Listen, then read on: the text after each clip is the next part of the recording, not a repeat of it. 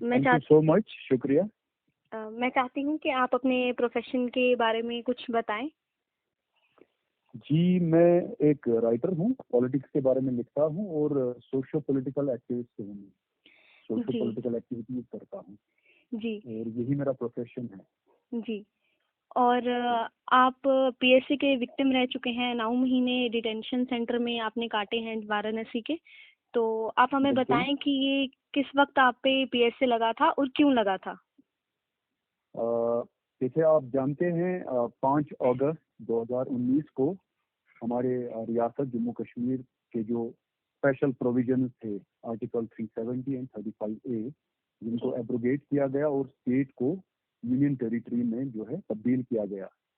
तो उसी के मद्देनजर जो हुकूमत ने यहाँ जम्मू कश्मीर में जी पूरा कर्फ्यू लगाया था और कोई अनटूवर्ड इंसिडेंट ना हो, तो उस वजह से जो है जितने भी पॉलिटिशियन थे, पॉलिटिकल एक्टिविस्ट थे, बहुत सारे जर्नलिस्ट या मीडिया के साथ जो लोग जुड़े हुए थे, जी ट्रेड यूनियन या बाकी तंजीमों के साथ जो लोग जुड़े हुए थे, पॉलिटिकल या रिलीजियस तंजीमों के साथ, बहुत सारे लोगों को जो है डिटेन किया गया। जी तो उसी सिलसिले में मुझे जी भी उन लोगों की तरह डिटेन किया गया।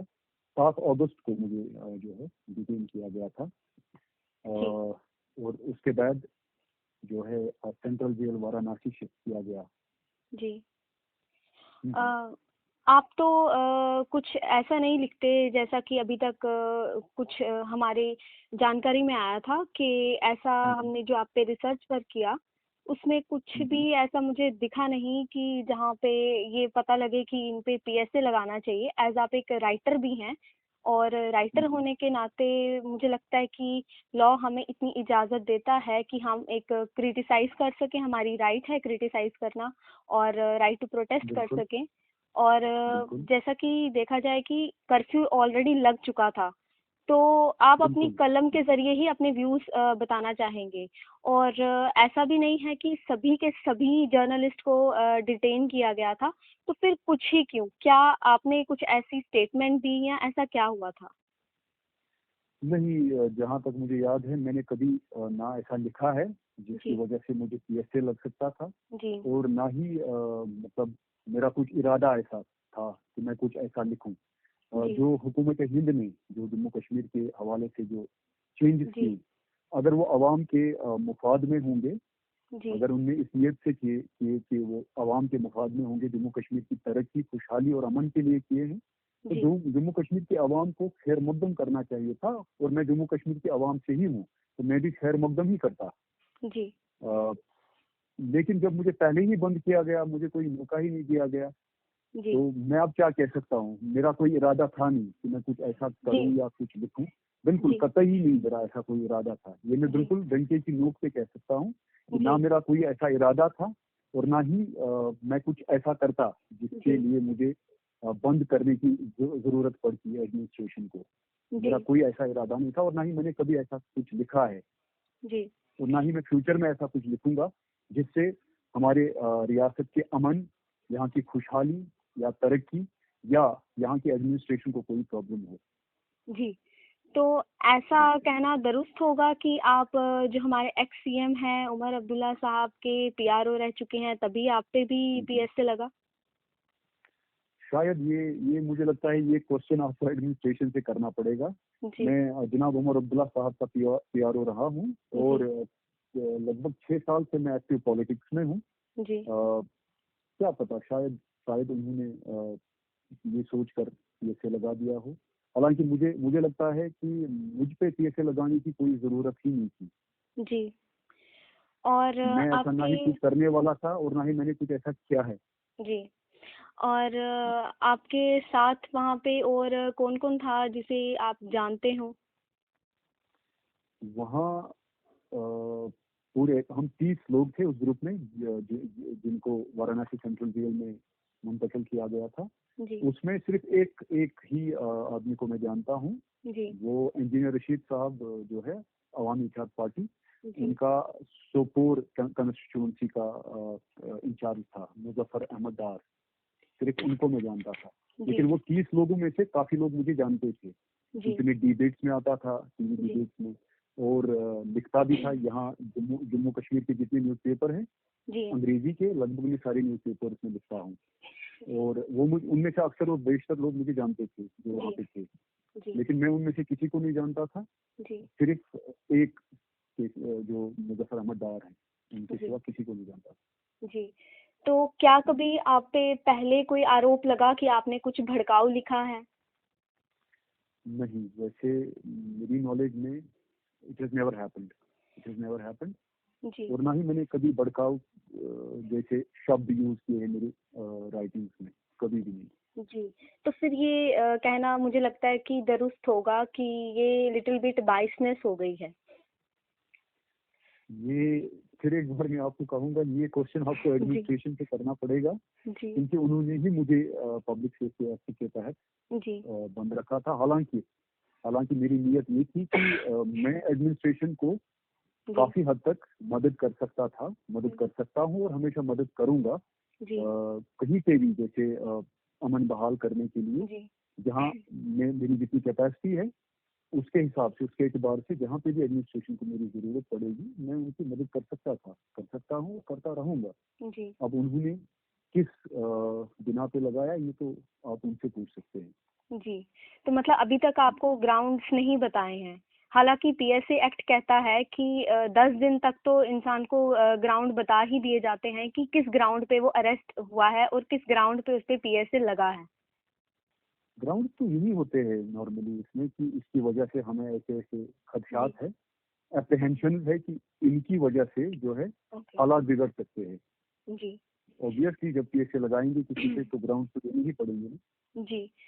तो आप मुझे ये बताएं कि वहाँ जो डिटेंशन सेंटर था वहाँ पे एटमॉस्फेयर कैसा था? क्या आपके साथ बदसलूकी की जाती थी या कैसा वहाँ पे माहौल था?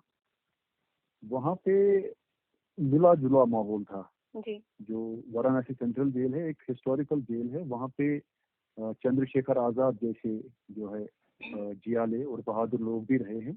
जी एक हिस्टोरिकल जेल है वो। जी जी वहाँ की एडमिनिस्ट्रेशन अच्छी थी, जैसे अभिषेक साहब senior superintendent jailer, deputy jailer, जी वो बड़े अच्छे थे, हमारे साथ बहुत अच्छे से पेश आते थे। जी लेकिन जो लोअर लेवल के जैसे सिपाही वगैरह या जो वहाँ पे सीर्स होते हैं, जी ओवरसीर, कन्विक्ट ओवरसीर, जिनको उम्र कैद की सजा पड़ी होती है और उनको वहाँ जी पे काम पे लगाया जाता है, जी तो उनमें से कुछ लोग जो है उनको ये गलतफहमी थी कि हम लोग शायद टेररिस्ट हैं, ओके हम लोग शायद आतंकवादी है। हम्म, तो काफी वक्त तक वो हमें उसी नजर से देखते रहे, उसी तरह ट्रीट करते रहे। लेकिन फिर वक्त के साथ साथ हम लोग आपस में मिलजुल गए, एक जी अंडरस्टैंडिंग बढ़ गई, तो एक फ्रेंडली जो है माहौल हमने वहाँ पे तैयार किया।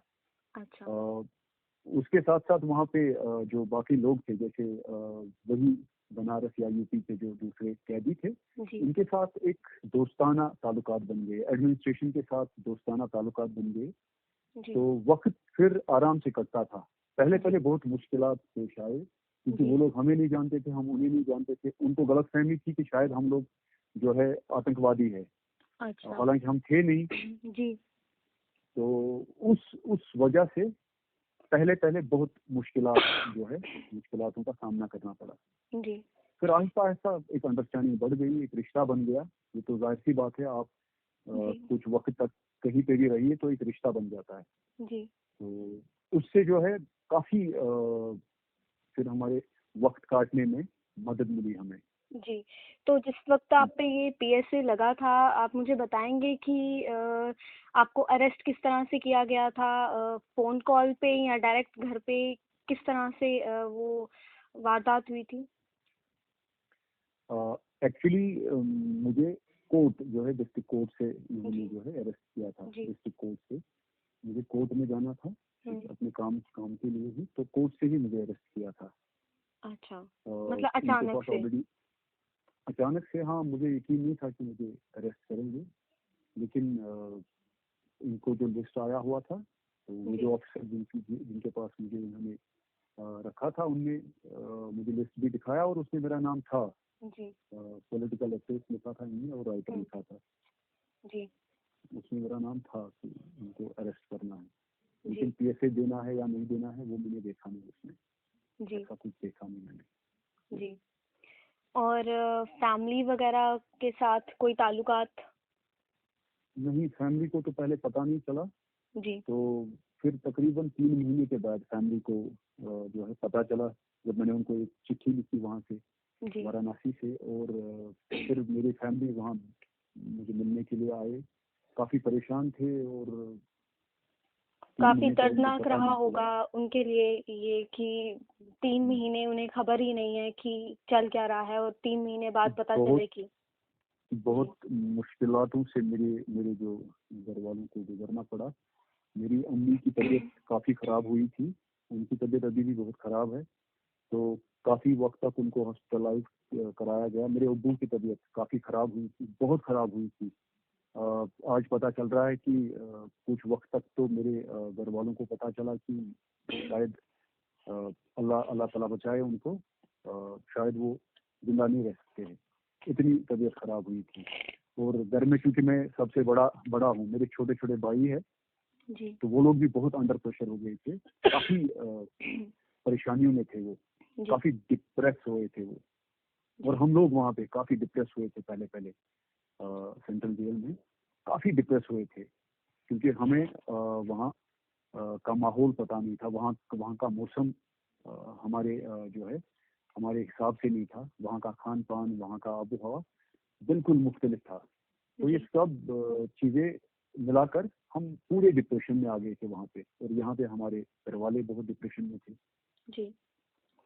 मुझे अफ़सोस है कि पीएसए जब बना था तब टिम्बर की स्मगलिंग को रोकने के लिए बना था। पर आज बिल्कुल। जो है मासूमों की ज़ुबानों को दबोचने के लिए ही रह गया है। मैं इस वक़्त सेंट्रल गवर्नमेंट का फेलियर कहूँ या जम्मू कश्मीर की एडमिनिस्ट्रेशन का फेलियर कहूँ कि 370 जब एब्रोगेट हुआ था, उस वक़्त पर हम्म, डिस्क्रिमिनेशन इतनी क्यों हुई? क्योंकि सभी लीडर्स को डिटेन कर दिया, सभी जर्नलिस्ट को डिटेन कर दिया और पर्टिकुलरली एक ही पार्टी के जो लीडर्स थे वो बाहर थे। इनफैक्ट हमारे जो बार एसोसिएशन कश्मीर के जो प्रेज़िडेंट साहब हैं, उनको भी डिटेन कर दिया था। और सेक्शन 144 जो कि इम्पोज़ हुई थी, तो उस दौरान भी देखा जाए तो कुछ ज़िलों में कुछ पार्टी के जो लीडर्स थे वो खुशियाँ मना रहे थे, उन पे कोई रोक-टोक नहीं थी। और हम्म, जो हमारा राइट है उसको बहुत ठेस पहुँची है। हमारे राइट काफ़ी ज़्यादा वॉयलेट हुए हैं कि हमारे जो लीडर्स थे, जो हमारी आवाज़ थी, उन्हीं को डिटेन कर दिया। और इतनी ज़्यादती हुई जो बाकी हैं जो जिन्होंने 370 को एब्रोगेट करने के लिए हामी नहीं भरी थी। और हम्म। मैं फिर से आपसे ये पूछूँगी कि क्या आप कोई मैसेज देना चाहेंगे? मेरी मैसेज यही है कि अवाम को कॉन्फिडेंस में लेना चाहिए। हर एक जो भी तब्दीली या चेंज जी, रियासत में जो अवाम की मुफाद के लिए ज़रूरी हो, वक्त को मद्देनज़र रखते हुए, पूरी दुनिया को मद्देनज़र रखते हुए, तो उसके लिए अवाम को जो है कॉन्फिडेंस में लेना ज़रूरी है, ना कि अवाम को बंदी बनाने की ज़रूरत पड़नी चाहिए। तो जी, जो बात बिल्कुल। आप कह रहे हैं पब्लिक सेफ्टी एक्ट की, हाँ आप सही कह रहे हैं कि ये टिम्बर स्मगलरों के लिए बनाया गया था, तो जी, ये उसी उसी तक महदूद रहना चाहिए। जी, political activist, social activist, journalist, trade union के जो जी, एक्टिविस्ट है, उनके जी, खिलाफ ये नहीं इस्तेमाल होना चाहिए। तो मेरी गुजारिश है सेंट्रल गवर्नमेंट से, रियासत की एडमिनिस्ट्रेशन से, और हिज हाईनेस लेफ्टिनेंट गवर्नर जी से मेरी गुजारिश है कि इस पे गहराई से जाके गहराई जी, से सोचे इस पे, जी, और लोगों को स्पेस मिले। अगर जी, अगर पॉलिटिकल स्पेस लोगों को नहीं मिलेगी, तो परेशानियां बढ़ सकती है। और हमारे रियासत रियासत जो जम्मू कश्मीर की थी, और अब जो हमारी यूनियन टेरिटरी है, जी, उसमें हमें अमन और खुशहाली की जरूरत है। और ये हम जी, सबका फर्ज है, हम अमन और खुशहाली के लिए कोशिश करें। गवर्नर एडमिनिस्ट्रेशन को हम साथ दें, लेकिन जी, गवर्नर एडमिनिस्ट्रेशन भी लोगों का ख्याल रखनी चाहिए, तभी बात बन सकती है। जी, दोनों तरफ से ताली बजनी चाहिए, तभी जी, काम बनेगा। जी, तो मेरी गुजारिश यही है कि आगे से जी, आगे से फ्यूचर में ऐसे जो कानून है, जैसे जी, पब्लिक सेफ्टी एक्ट जैसे कानून है, इनको खत्म कर देना चाहिए, इनकी जरूरत नहीं पड़नी चाहिए। जी, ऐसा एक माहौल पैदा करना है कि इन जी, ऐसे कानूनों की जरूरत नहीं पड़नी चाहिए। जी, बहुत मुश्किलातों में लोग हैं। जैसे मैंने 9 महीने वहाँ पे, आप यकीन कीजिए कि वो कयामत के दिन थे, कयामत के महीने थे। 9 महीने वहाँ पे मुसीबत के महीने थे। बहुत सारे लोग अभी भी वहाँ पे है। मैं दुआ करता हूँ इस महीने में, बाबरकत महीना है, कि कभी कोई ऐसे मुश्किलातों में ना फंसे, ऐसे मुसीबतों में ना फंसे। क्योंकि जो हमने देखा, जो मुसीबतें हमने उठाई, हमारे घर वालों ने उठाई, कहीं भी जम्मू कश्मीर में कहीं भी किसी को ऐसी मुसीबतें ना आए। बहुत मुश्किलातों में लोग हैं। और साथ ही साथ ऑनरेबल गवर्नर साहब से गुजारिश करेंगे कि जितने लोग बाहर या यहाँ पे बंद है उनको छोड़ दिया जाए और जम्मू कश्मीर में एक ग्रैंड पॉलिटिकल इनिशिएटिव लॉन्च किया जाए। इसकी काफी जरूरत है, काफी जरूरत है। एक ग्रैंड पॉलिटिकल इनिशिएटिव लॉन्च करने की काफी जरूरत है, जिसमें सभी सेक्शंस ऑफ सोसाइटी जो है एडजस्ट हो जाए, इन्वॉल्व हो जाए। बहुत ही खूबसूरत मैसेज। लास्ट में मैं कंक्लूड करूंगी एक फ्रेज के साथ, तू चल तू क्यों हताश है, तू चल तू क्यों हताश है, तेरे वजूद को तो समय की भी तलाश है। शुक्रिया। थैंक यू, शुक्रिया। शुक्रिया।